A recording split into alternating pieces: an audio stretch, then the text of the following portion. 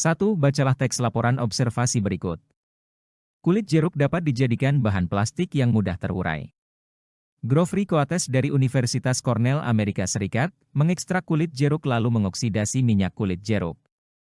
Proses itu menghasilkan senyawa limonin oksida bahan utama plastik. Dengan bantuan katalis limonin oksida digabung dengan karbon dioksida untuk membentuk polimer polilimonin. Polimer itulah bahan utama plastik organik. Penggalan tersebut termasuk jenis laporan, A. Kegiatan, B. Seminar, C. Penelitian, D. Percobaan, E. Pengamatan.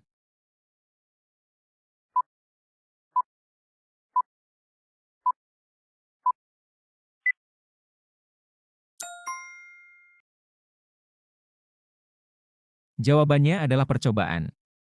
Karena teks tersebut menjelaskan tentang sebuah percobaan yang dilakukan oleh Geoffrey Coates dari Universitas Cornell Amerika Serikat, terkait dengan penggunaan kulit jeruk sebagai bahan plastik yang mudah terurai. 2. Berikut yang merupakan struktur laporan hasil observasi adalah A. Pernyataan umum deskripsi bagian deskripsi manfaat, B. Pernyataan umum aspek yang dilaporkan, C. Pembuka isi penutup, D. Abstraksi orientasi krisis reaksi koda, E. Langkah-langkah tujuan.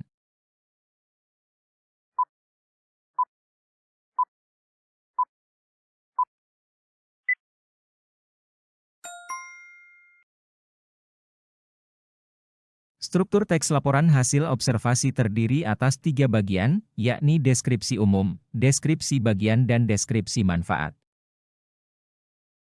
3. Berikut yang bukan merupakan kaidah kebahasaan teks laporan observasi adalah A. Banyak menggunakan kata benda, B. Banyak menggunakan kata yang menyatakan pengelompokan, C. Banyak menggunakan kata-kata teknis, D. Banyak menggunakan kata yang menggambarkan keadaan, E. Banyak menggunakan kata sifat.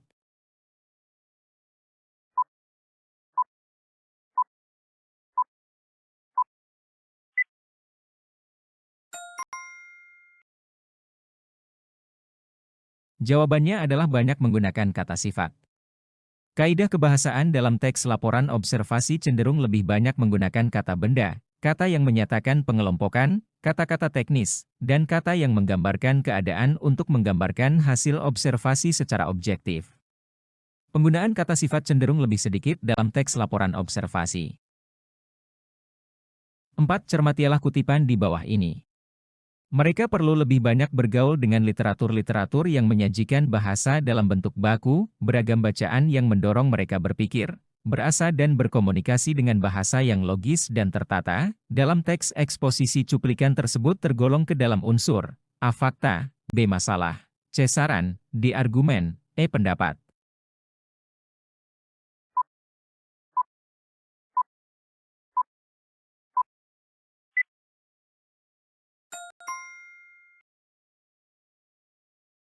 Kutipan tersebut termasuk unsur saran. Kutipan tersebut memberikan saran kepada pembaca untuk lebih banyak bergaul dengan literatur-literatur yang menyajikan bahasa dalam bentuk baku dan bacaan yang mendorong berpikir, berasa, dan berkomunikasi dengan bahasa yang logis dan tertata. 5. Bacalah teks anekdot di bawah ini. Seorang buta berjalan membawa gentong di atas pundaknya sambil menenteng lampu. Berjalan menuju sungai untuk mengisi gentong itu.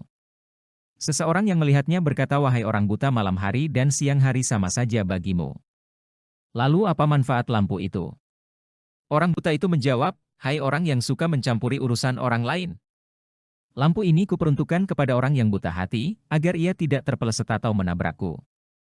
Teks tersebut layak disebut anekdot karena A. Mengandung tema sosial, B. Disampaikan ke dalam bentuk cerita singkat, C. Mengandung sindiran-sindiran sosial, D. Berupa kisah lucu yang menyadarkan, E. Bertokoh orang yang buta.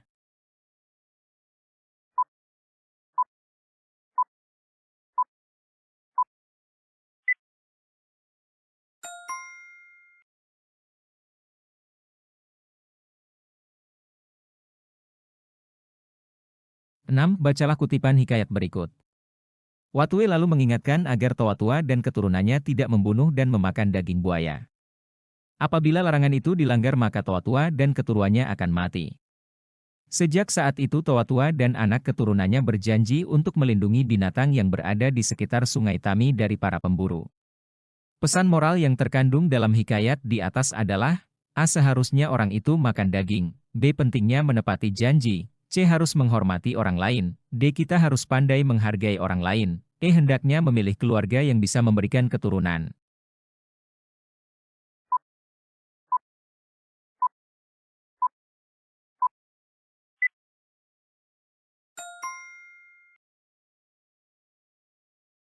Jawabannya adalah pesan moral yang terkandung dalam hikayat tersebut adalah pentingnya menepati janji. Toa-tua dan keturunannya berjanji untuk melindungi binatang di sekitar Sungai Tami dari para pemburu, setelah menerima larangan untuk tidak membunuh dan memakan daging buaya, dan mereka mematuhi janji tersebut. 7. Bacalah kutipan novel berikut. Kusno bekerja dengan rajin, tapi celana kepar 1001-nya bertambah lama bertambah pudar, karena sering dicuci. Setiap bulan dia berharap akan dapat membeli sebuah celana baru, tapi uang yang Rp10.000 itu untuk makan saja tidak cukup. Seluruh pikiran Kusno tertuju pada celana itu.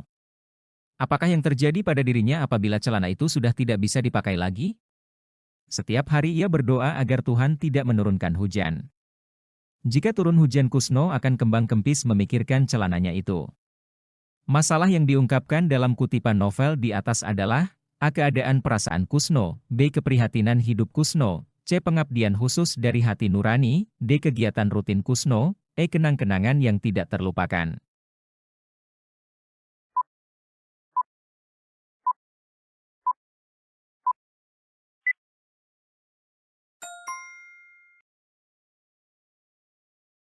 Jawabannya adalah keprihatinan hidup Kusno.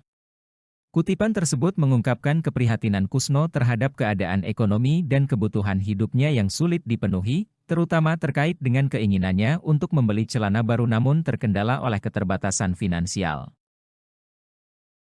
8. Berikut ini pernyataan yang tidak benar tentang negosiasi adalah A. Sebelum bernegosiasi, orang yang bernegosiasi harus melakukan persiapan. B. Pakailah segala cara untuk memenangkan negosiasi. C. Orang yang bernegosiasi harus saling menghormati. D. Usahakan berdiskusi, jangan berdebat, dan hindari pula perseteruan. E. Orang yang bernegosiasi harus mematuhi peraturan-peraturan.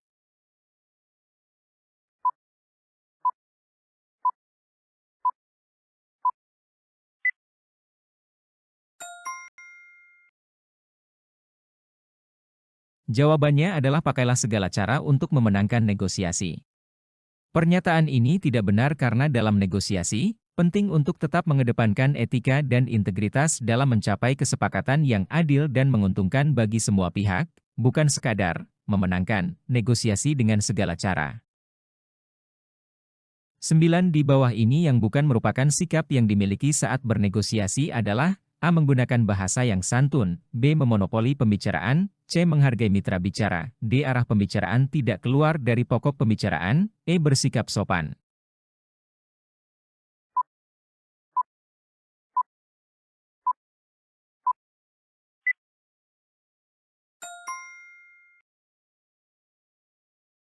Jawabannya adalah memonopoli pembicaraan. Saat bernegosiasi, penting untuk memberikan kesempatan kepada semua pihak untuk berbicara dan mengemukakan pendapatnya. Memonopoli pembicaraan justru dapat merugikan proses negosiasi karena mengabaikan masukan dan kepentingan dari pihak lain. 10. Berikut ini hal yang tidak perlu dilakukan saat menceritakan kembali teks anekdot adalah A. Tetap mempertahankan bagian anekdotnya, B. Menggunakan ekspresi yang tepat sesuai isi teks, C. Disampaikan dengan bahasa yang mudah dipahami, D. Selalu menggunakan intonasi tinggi agar pendengar menyimak dengan baik, E. Memahami karakter pendengar agar tidak menimbulkan kesalahpahaman.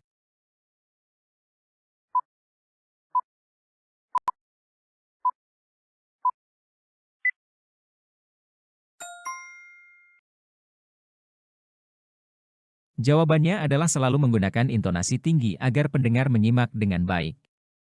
Meskipun intonasi yang tepat penting dalam menyampaikan cerita agar lebih menarik, penggunaan intonasi tinggi secara terus-menerus tidak selalu diperlukan dan bahkan dapat terdengar tidak alami. Yang penting adalah mengatur intonasi sesuai dengan bagian-bagian penting dalam cerita untuk menekankan poin-poin kunci.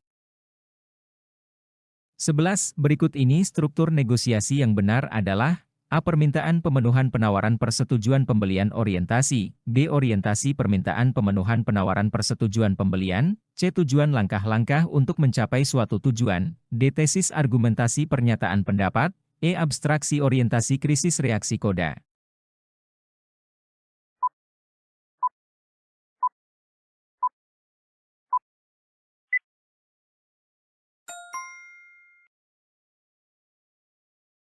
Jawabannya adalah orientasi permintaan pemenuhan penawaran persetujuan pembelian. Struktur ini mencerminkan langkah-langkah umum dalam proses negosiasi, dimulai dari orientasi atau pendahuluan, kemudian permintaan, pemenuhan kebutuhan, penawaran, persetujuan, dan akhirnya pembelian atau kesepakatan. 12. Perhatikan kutipan dialog negosiasi berikut dengan saksama. Pembeli, selamat siang, Pak. Penjual, selamat siang, silakan duduk, dengan saudara kakak, bukan, pembeli, benar, Pak. Saya yang menghubungi Bapak tadi pagi.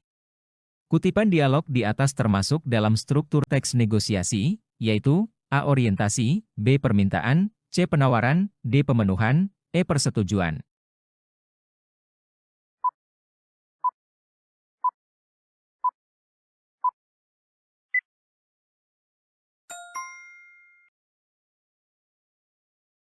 Jawabannya adalah orientasi. Bagian ini menunjukkan awal dari proses negosiasi, di mana pihak-pihak yang terlibat saling memperkenalkan diri dan menetapkan konteks atau tujuan dari negosiasi yang akan dilakukan. 13. Berikut termasuk kalimat yang santun dalam bernegosiasi adalah, A. Bapak harus turuti permintaan kami, atau kami akan melakukan mogok kerja mulai sekarang. B. Kami mohon Bapak sudi mempertimbangkan kenaikan gaji bagi kami. C. Kami sudah lelah bekerja seperti ini. Gaji yang Anda berikan jauh dari kata layak. D. Hanya Bapak yang dapat hidup enak, sedangkan kami, para buruh, hidup serba kekurangan. D. Bapak ini bagaimana? Seharusnya gaji kami dinaikkan karena hidup kami serba kekurangan.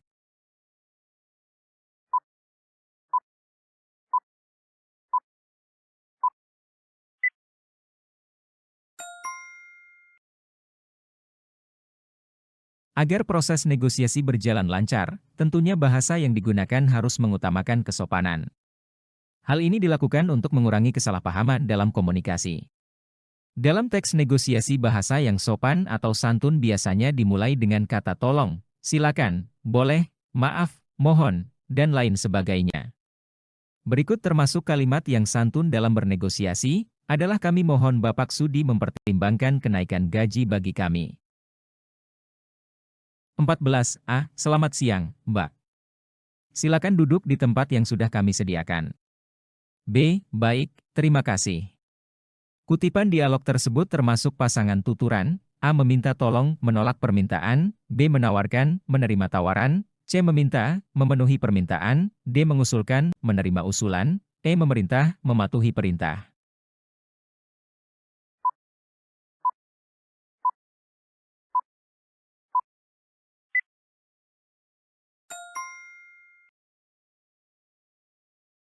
Berdasarkan pasangan tuturan, maka kutipan dialog di atas termasuk dalam meminta, memenuhi permintaan. Terlihat pada dialog A yaitu silakan duduk di tempat yang sudah kami sediakan, bermaksud meminta B untuk duduk di tempat yang sudah disediakan oleh A. Jawaban dialog B yaitu baik, terima kasih, bermaksud memenuhi permintaan A. 15. Tanggapan terhadap apa yang kita simak atau baca berupa sikap. A. Menggurui, B. Mencela, C. Pro atau setuju, D. Pro atau kontra, E. Kontra atau tidak setuju.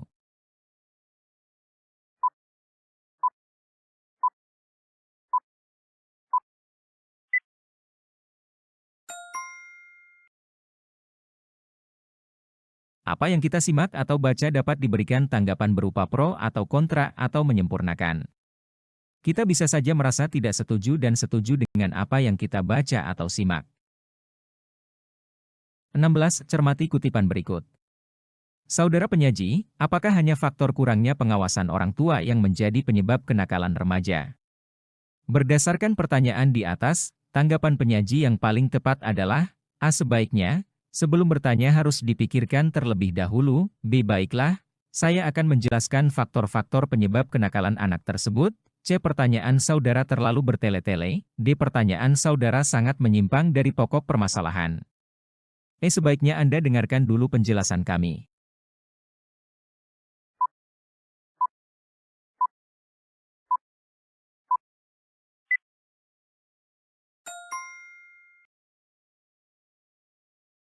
Tanggapan penyaji yang paling tepat adalah baiklah, saya akan menjelaskan faktor-faktor penyebab kenakalan anak tersebut. Tanggapan ini menunjukkan bahwa penyaji siap untuk memberikan penjelasan terkait pertanyaan yang diajukan oleh penyaji sebelumnya. 17. Bacalah kutipan berikut. Perempuan memang paling rentan terhadap anemia, terutama anemia karena kekurangan zat besi.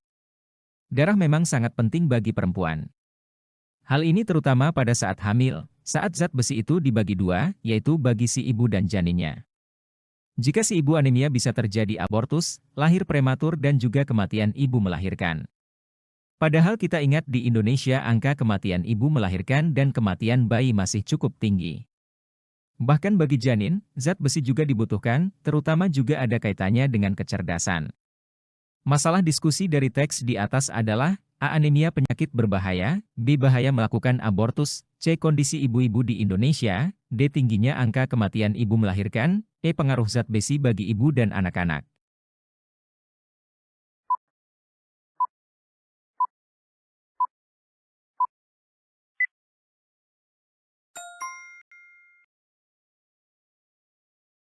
Masalah diskusi dari teks di atas adalah pengaruh zat besi bagi ibu dan anak-anak.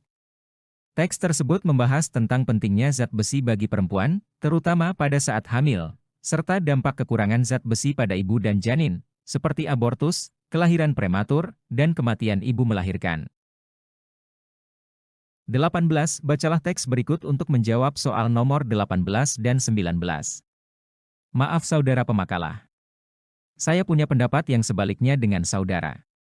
Menurut saya upaya pemerintah dalam memberikan sembako kepada rakyat miskin itu tidak mendidik karena yang lebih tepat adalah dengan menyediakan lapangan kerja yang memadai bagi mereka. Hal yang disanggah dalam tanggapan di atas adalah A. Pemberian sembako, B. Sistem pendidikan, C. Kalangan lapangan kerja, D. Kemiskinan rakyat yang perlu ditanggulangi oleh pemerintah, E. Lemahnya pemerintah Jawa Barat dalam penyediaan lapangan kerja.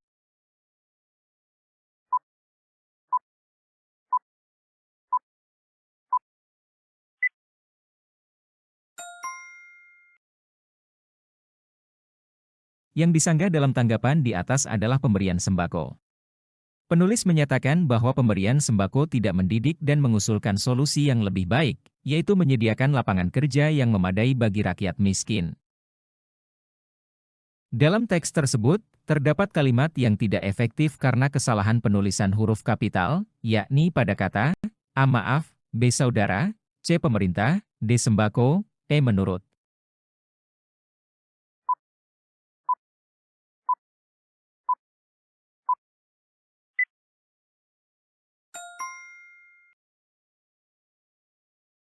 Dalam teks tersebut, terdapat kalimat yang tidak efektif karena kesalahan penulisan huruf kapital, yakni pada kata sembako pada kalimat 3. Hal ini karena sembako tidak diawali huruf kapital kecuali di awal kalimat, setelah titik. 20. Cermatilah kutipan di bawah ini. Pendapat yang Anda katakan tadi salah. Kata yang harus diperbaiki dalam kalimat di atas adalah A. Pendapat, B. Anda, C. Katakan, D. Tadi, E. Salah.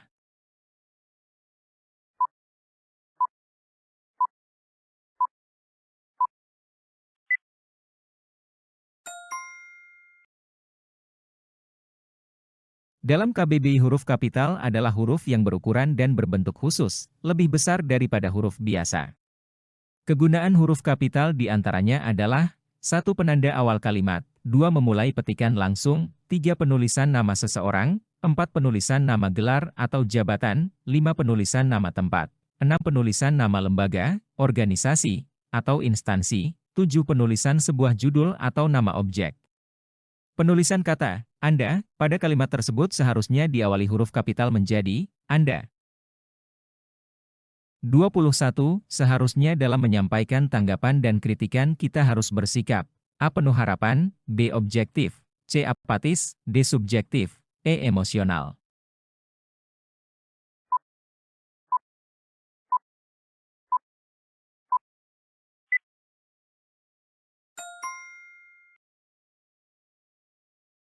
Seharusnya dalam menyampaikan tanggapan dan kritikan kita harus bersikap objektif. Dengan bersikap objektif, kita dapat menyampaikan tanggapan dan kritikan secara jelas, berdasarkan fakta, dan tanpa dipengaruhi oleh emosi atau kecenderungan pribadi.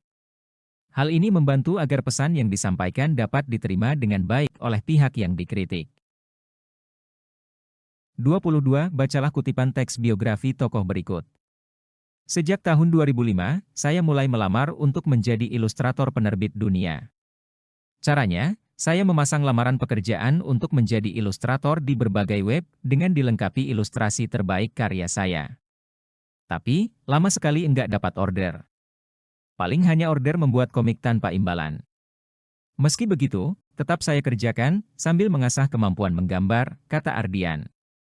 Hal yang patut diteladani dari tokoh tersebut adalah A. Pantang menyerah, B. Hemat, C. Rajin beribadah, D. Suka menolong, E. Giat belajar.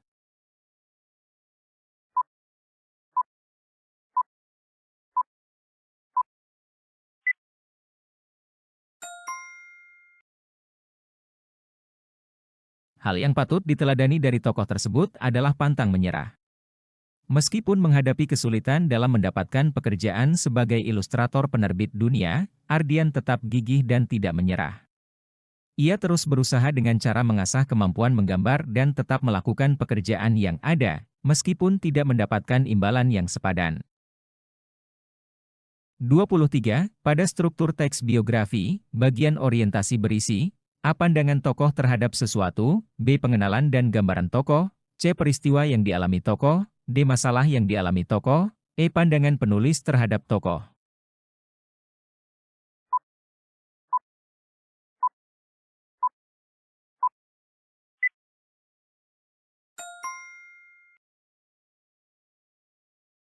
Struktur teks biografi adalah sebagai berikut. 1. Orientasi, berisi pengenalan dan gambaran tokoh. 2. Peristiwa penting, berisi rangkaian peristiwa atau kejadian-kejadian utama yang dialami tokoh yang disusun secara kronologis. 3. Reorientasi, berisi komentar atau pernyataan simpulan mengenai rangkaian peristiwa yang telah diceritakan sebelumnya.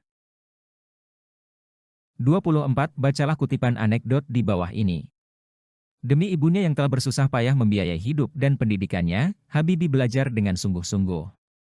Tekadnya ia harus jadi orang sukses.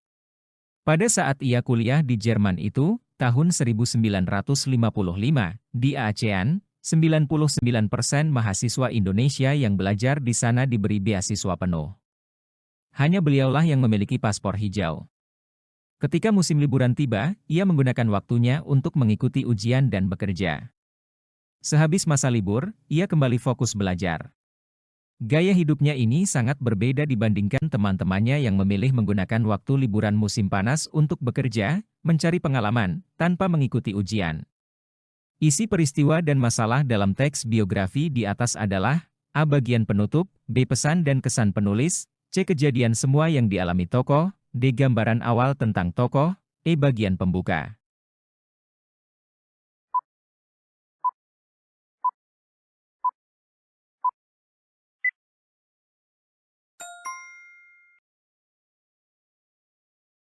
Isi peristiwa dan masalah dalam teks biografi di atas adalah kejadian semua yang dialami tokoh. Teks tersebut mengisahkan perjuangan Habibie dalam menyelesaikan pendidikannya di Jerman, termasuk kesulitan yang dihadapinya dan tekadnya untuk sukses demi ibunya. 25. Urutan struktur teks biografi yang benar adalah A. Abstraksi orientasi krisis reaksi koda, B. Abstrak pembuka isi penutup, C. Orientasi krisis reaksi koda, D. Pembuka isi penutup koda, E. Orientasi peristiwa dan masalah reorientasi.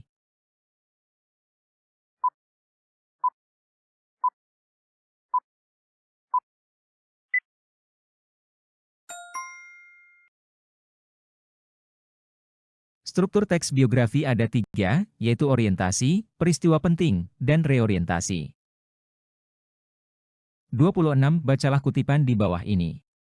Usai berkonsultasi dengan Bupati R.A. Martanegara, 1.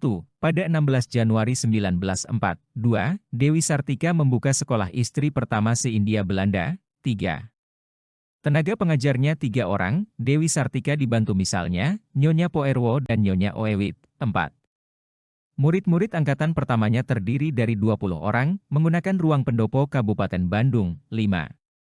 Penulisan kata yang tidak tepat ditandai nomor A, 1, B, 2, C, 3, D, 4, E, 5.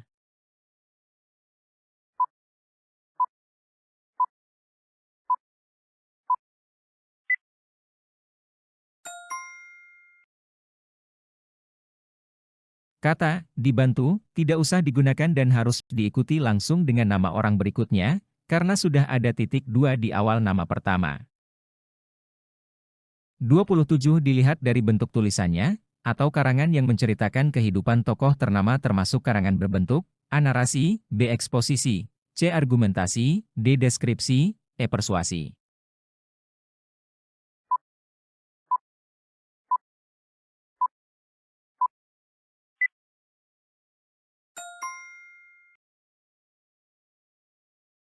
Narasi adalah bentuk karangan yang menceritakan suatu kejadian atau peristiwa secara berurutan. Dalam konteks biografi tokoh ternama, narasi digunakan untuk mengisahkan perjalanan hidup dan pengalaman-pengalaman penting yang dialami oleh tokoh tersebut. 28 hal yang tidak perlu ditulis dalam menyusun biografi tokoh ternama adalah A. Pandangan-pandangannya, B. Masa kecilnya, C. Prestasinya, D. Cita-citanya, E. Riwayat hidup.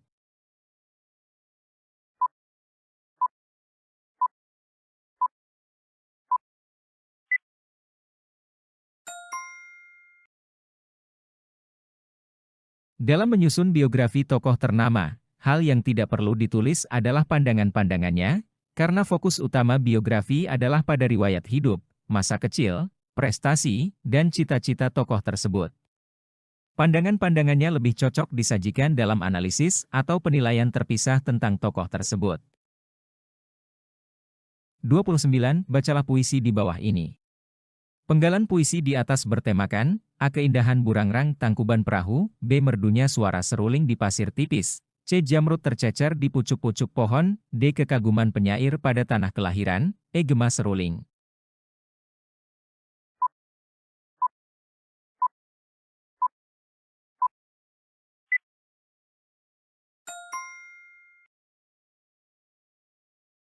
Puisi tersebut menggambarkan keindahan alam dari tanah kelahiran penyair. Dari penggalan yang disajikan, tergambar pemandangan yang indah dan syahdu, suara seruling yang merdu di pasir, tembang yang bergema di antara gundukan pohon pina, dan keberadaan jamrut yang tercecer di pucuk-pucuk pohon dan di air tipis. 30. Cermati penggalan puisi berikut ini. Telah luluh diri ini, berkubang air mustakmal yang berserak, kusibak alunan kata seiring, tapak-tapak yang tak pernah berhenti kusungkurkan, jasad ini di kubahmu, menetes seiring irama al-asr, tetap tersungkur. Hati merintih terisak dalam gaungmu, Tuhanku, luruh jugakah dosaku, majas yang terdapat dalam baris ke-8 pada puisi tersebut adalah A. Personifikasi, B. Metafora, C. Repetisi, D. Hiperbola, E. Anafora.